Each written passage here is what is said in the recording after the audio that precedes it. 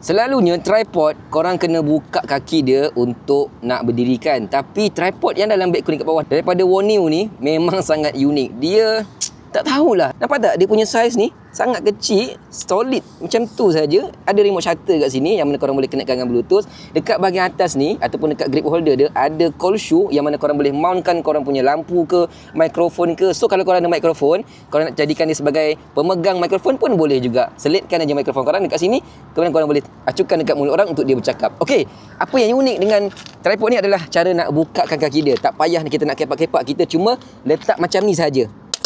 Dia terus terbuka, babe.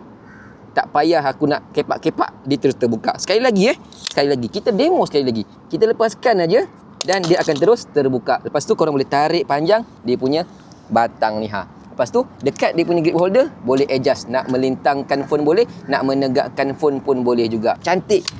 Kat mana dapatkan? Ada dalam link kat bawah. Tekan aja. Lepas tu terus check out. Okey, demo lagi sekali.